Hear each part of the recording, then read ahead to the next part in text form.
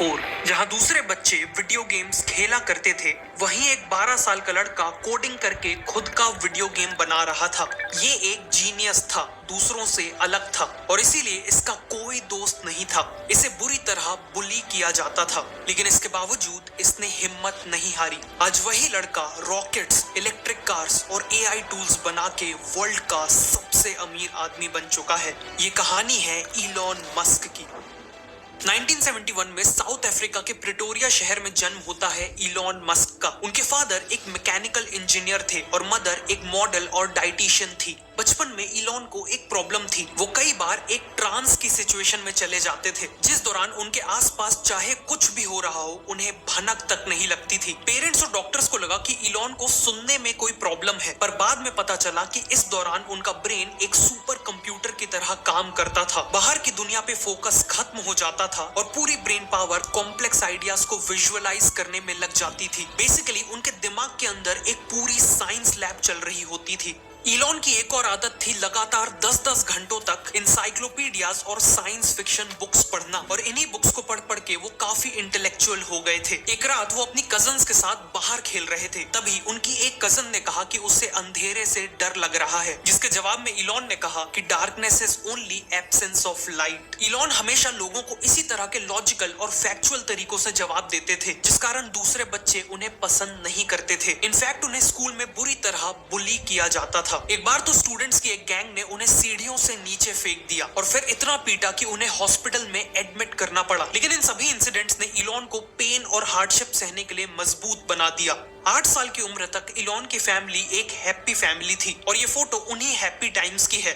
लेकिन फिर 1 साल के अंदर अंदर सब कुछ बिखर गया। उनके पेरेंट्स का डाइवोर्स हो गया, लेकिन इलॉन ने डिसाइड किया कि वो अपने फादर के साथ रहेंगे। 10 साल की एज में इलॉन ने एक मॉल में पहली बार एक कंप्यूटर देखा और उसे देख के वो इतने फैसिनेटेड हो गए कि उन्होंने अपने फादर से उसे खरीदने की जिद की। कुछ टाइम बाद उन्हें 5 KB मेमोरी वाला ये कंप्यूटर मिल गया, साथ में बेसिक प्रोग्रामिंग लैंग्वेज वाली एक वर्कबुक भी मिली।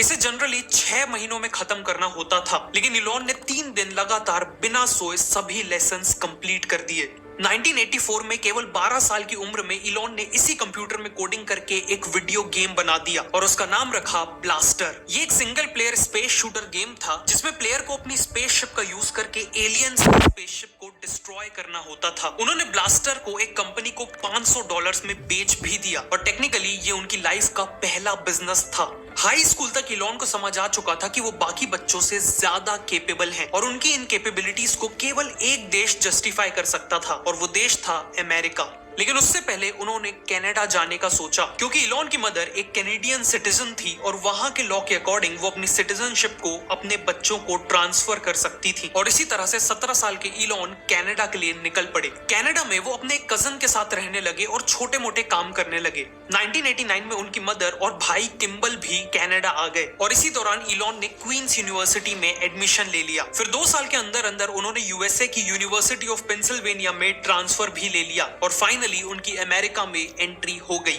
1995 में इलॉन और उनके भाई किम्बल कॉलेज खत्म करने के बाद अपना खुद का एक स्टार्टअप करना चाहते थे।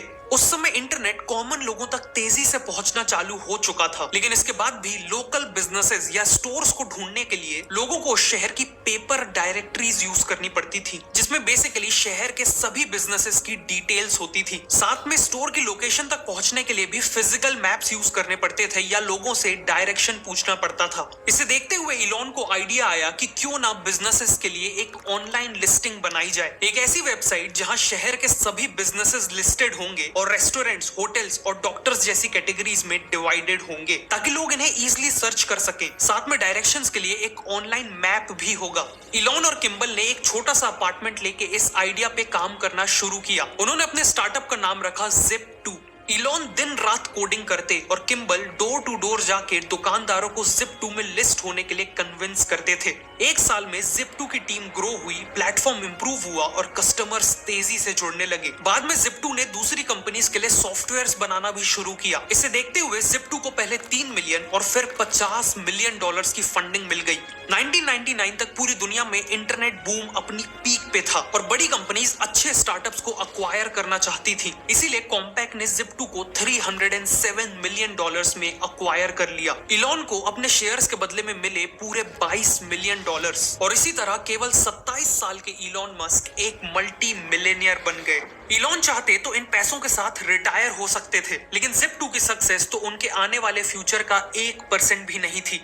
वैसे अगर आप भी एक बिजनेस करते हैं या करना चाहते हैं तो ये ध्यान रखिएगा कि केवल एक अच्छा प्रोडक्ट बना लेने से बिजनेस सक्सेसफुल नहीं होता। प्रोडक्ट के साथ साथ आपको आपके बिजनेस के डे टू डे ऑपरेशंस जैसे इनवॉइसिंग, अकाउंटिंग, रिक्रूटमेंट और कस्टमर रिलेशनशिप्स को भी मैनेज करते आना चाहिए। वैसे कितना अच्छा होता अगर हम इन सभी चीजों को एक ही all in one management software के थ्रू मैनेज कर सकें। ये पॉसिबल है ओडू के साथ। ओडू 45 ऐसे एप्स ऑफर करता है जो किसी भी टाइप ऑफ बिजनेस और किसी भी साइज ऑफ बिजनेस के सभी बिजनेस नीड्स को कवर करता है। यहाँ आप इनवॉइसेस बना सकते हैं, बुक्स ऑफ अकाउंट्स मेंटेन कर सकते हैं, प्लस मार्केटिंग, वेबसाइट और सेल्स भी मैनेज कर सकते हैं। ओडू की खास बात यह है कि ये काफी इजी टू यूज है। इसे यूज करने के लिए किसी एक्सपर्ट की जरूरत नहीं है। ऑल्सो इनके एप्स एक दूसरे से इंटीग्रेटेड होते हैं। फॉर एग्जाम्पल, अगर आप ओडू के थ्रू एक इनवॉइस रेस करोगे तो उसकी एंट्री ऑटोमेटिकली आपके बुक्स ऑफ अकाउंट्स में हो जाएगी। सिमिलरली जब आप एक सेल्स रिकॉर्ड करते हो तो आपके इन्वेंट्री रिकॉर्ड्स ऑटोमेटिकली अपडेट हो जाएंगे और सीआरएम ऐप में कस्टमर की परचेज हिस्ट्री भी अपडेट हो जाएगी। द बेस्ट पार्ट इज कि आपको इन सभी एप्स के लिए अलग अलग पे नहीं करना। ये सारे एप्स एक ही सिंगल अफोर्डेबल सब्सक्रिप्शन में आ जाते हैं। इनका फर्स्ट ऐप तो लाइफ टाइम के लिए 100% फ्री है। तो अगर आप भी अपने बिजनेस ऑपरेशंस को डिजिटाइज करना चाहते हो तो डिस्क्रिप्शन और पिन कमेंट में दिए हुए लिंक से ओडू पे अभी साइन अप करो।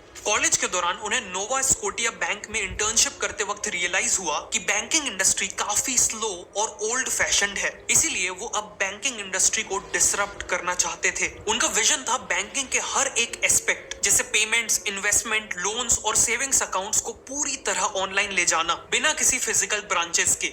इस विजन के साथ उन्होंने $12 मिलियन इन्वेस्ट किए और 1999 में स्टार्ट की X.com। लेकिन उस समय लोग ऑनलाइन शॉपिंग पे भी ट्रस्ट नहीं करते थे, ऑनलाइन बैंकिंग तो दूर की बात थी, जिस कारण इलॉन के लिए कस्टमर्स लाना बहुत डिफिकल्ट हो रहा था। इसीलिए इलॉन ने एक कमाल की स्कीम सोची। उन्होंने हर नए यूजर को ज्वाइन करने पर फ्री में $20 देना चालू कर दिए। इस $20 को वो कस्टमर इमीडिएटली खर्च कर सकता था। साथ में इस ऐप को दूसरे लोगों को रेफर करने पर भी $10 का रेफरल बोनस मिलता था। ये स्ट्रेटेजी इतनी सक्सेसफुल हुई कि अगले 2 ही महीनों में X.com पे 2 लाख यूजर्स आ गए। बट प्रॉब्लम ये थी कि इलॉन ऐसा करने वाले एक लौते नहीं थे। इसी दौरान पीटर थील नाम के एक यंग एंटरप्रेन्योर ने भी पेपैल नाम से एक डिजिटल बैंक स्टार्ट किया था। दोनों ही कंपनीज एक दूसरे को हराने के लिए मार्केटिंग पे करोड़ों रुपए खर्च कर रही थी। लेकिन ईयर 2000 की शुरुआत में उन्हें रियलाइज हो गया कि अगर वो इसी तरह लड़ती रही तो दोनों ही कंपनीज बर्बाद हो जाएंगी। इसीलिए मार्च में दोनों कंपनीज मर्ज हो गई। इस नई कंपनी के लार्जेस्ट शेयर होल्डर और सीईओ इलॉन थे और कंपनी का नाम भी X.com था। लेकिन इस मर्जर के बाद ये बात क्लियर हो गई कि इलॉन और पेपैल के फाउंडर्स के बीच में बहुत डिसएग्रीमेंट्स थे। जहां इलॉन कंपनी का नाम X.com चाहते थे, वहीं एम्प्लॉइज और कस्टमर्स पेपैल प्रेफर कर रहे थे। साथ में इलॉन का मैनेजमेंट स्टाइल काफी रूथलेस था। वो अपने एम्प्लॉइज को माइक्रो मैनेज करते थे और गलतियां निकलने पर उन्हें पब्लिकली क्रिटिसाइज करते थे। जिस काम के लिए कई दिन या हफ्ते लगने होते थे, इलॉन उसी काम को कुछ ही घंटों में एक्सपेक्ट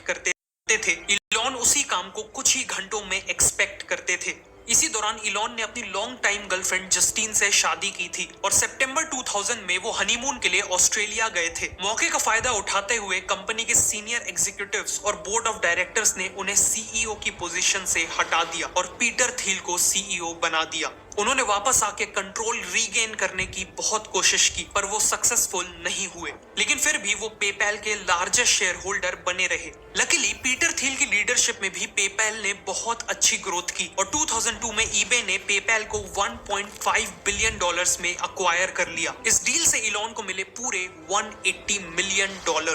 पेपैल की सक्सेस के बाद इलॉन सिलिकॉन वैली के सबसे सक्सेसफुल एंटरप्रेन्योर्स में से एक बन चुके थे कि तभी इलॉन की कहानी में एक बहुत बड़ी ट्रेजेडी हो गई। एक बीमारी के चलते उन्होंने अपने 2.5 महीने के बेटे को हमेशा के लिए खो दिया। इस इंसिडेंट ने इलॉन को डीपली इम्पैक्ट किया। वो 3 हफ्तों तक अपने घर नहीं गए क्योंकि उनके अंदर घर में एम्प्टी क्रेडल देखने की हिम्मत नहीं थी। बचपन में इलॉन बुलिंग से डील करने के लिए खुद को बुक्स और प्रोग्रामिंग में डुबा दिया करते थे। सिमिलरली अपने बेटे के लॉस से डील करने के लिए उन्होंने अपने आप को काम में डुबा दिया।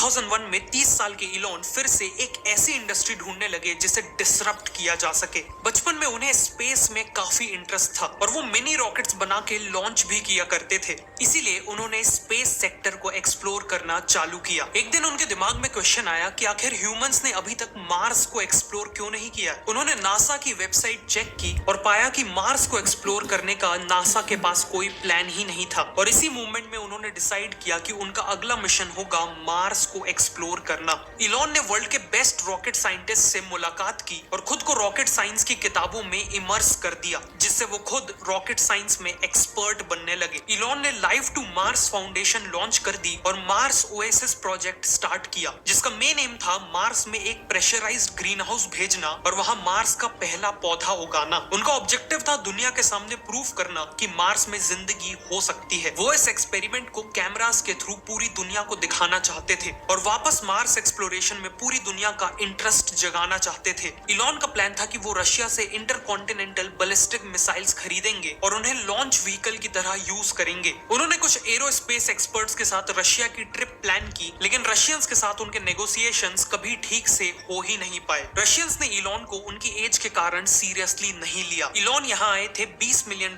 में 3 मिसाइल्स खरीदने, लेकिन रशियंस ने केवल एक ही मिसाइल का प्राइस $21 मिलियन कोट किया। इलॉन और उनकी टीम को समझ आ चुका था कि रशिया से रॉकेट की उम्मीद करना बेकार